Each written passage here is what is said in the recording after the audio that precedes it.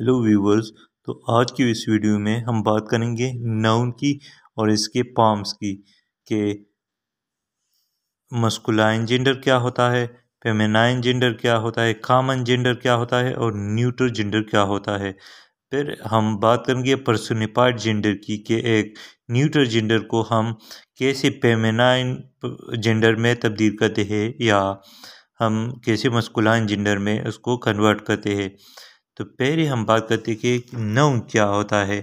तो जैसा कि आप लोगों को पता है, noun is the name of a thing, place, idea और anything that can be feel, touch, smell और identified by any means that comes in the domain of noun. जैसे कि चेयर हो गया, बाल हो गया या बैट हो गया, कुछ भी हुआ,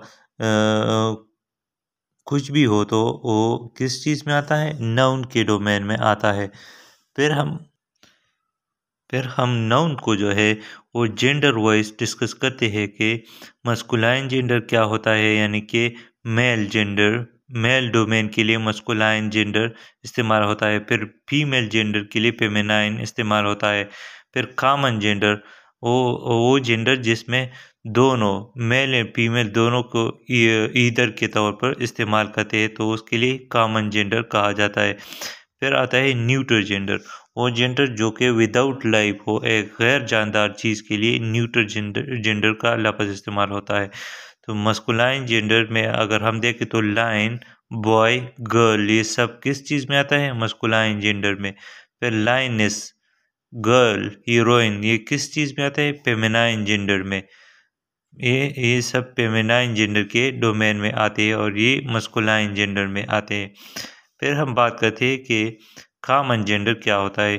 तो क्या कॉमन जेंडर में वो जेंडर जो उनकी जिसमें मेल और फीमेल का पता आमतौर पर विदाउट क्लेरिफिकेशन हमको पता नहीं होता।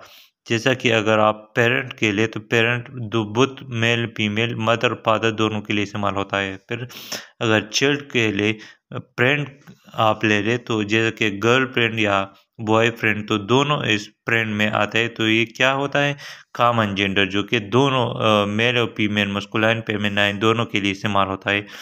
तो ये कौन सा जेंडर होता है, कॉमन जेंडर। फिर आता है न्यूट्रल जेंडर। न्यूट्रल जेंडर क्या होता है, neutral gender is the name of anything which can be neuter and without life, जो कि गैर जानदार होता है। जैसा कि बुक होता हुआ, डोर हुआ, पेन हुआ, तो ये सब क्या होता है, न्यूट्रल जेंडर के डोमेन में आते हैं। फिर हम अगर एक न्यूट्रल जेंडर को पेन हुआ, बुक हुआ या पेन हुआ, शिप हुआ, तो ये चीज़ें न्यूट्रल जेंडर में आते हैं। इस न्यूट्रल जेंडर को अगर हम पर्सोनिफाइड करके, पर्सोनिफाइड का मतलब है अगर हम उसको एक मेल या फीमेल की जगह इस्तेमाल करें, तो उस नाउन को क्या कहते हैं, पर्सोनिफाइड जेंडर या पर्सोनिफाइड नाउन। तो एक न्यूट्रल जेंडर को हम एक मस्कुलाइन के लिए स्ट्रेंथ या वायलेंस की बिना पर इस्तेमाल करते हैं, जो कि ज़्यादा ताकतवर हो या वायलेंस करता हो या ज़्यादा इन्फ्लुएंशियल हो।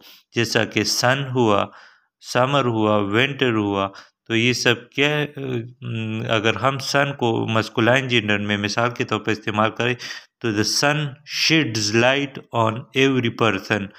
तो इसका मतलब है कि सन एक ज़ोरावर चीज़ है, एक स्ट्रेंथ वाली चीज़ है जिसका इन्फ्लुएंस हर इंसान पर, हर चीज़ पर होता है। तो ये क्या स्ट्रेंथ की बिना पर हमने सन को पर्सोनिफाइड किया, जो कि एक न्यूट्रल जेंडर है सन।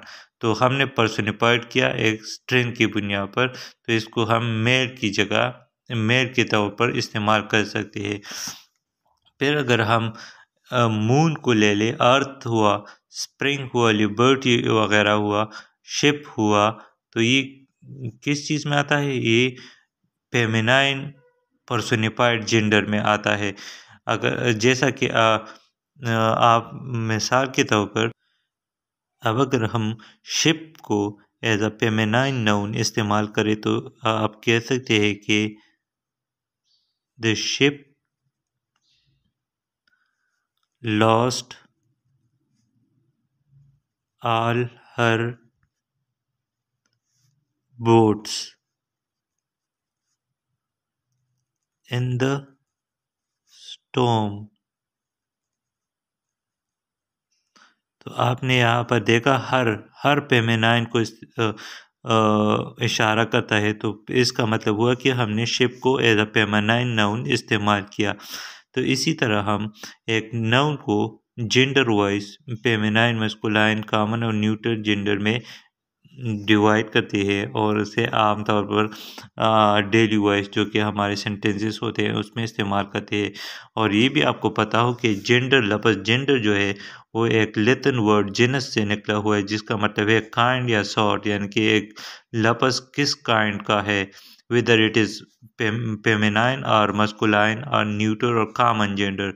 विच जेंडर में एक नाउन आता है तो उसके लिए एक ये लफ्ज़ जेनस जेंडर से निकला हुआ है। Thank you.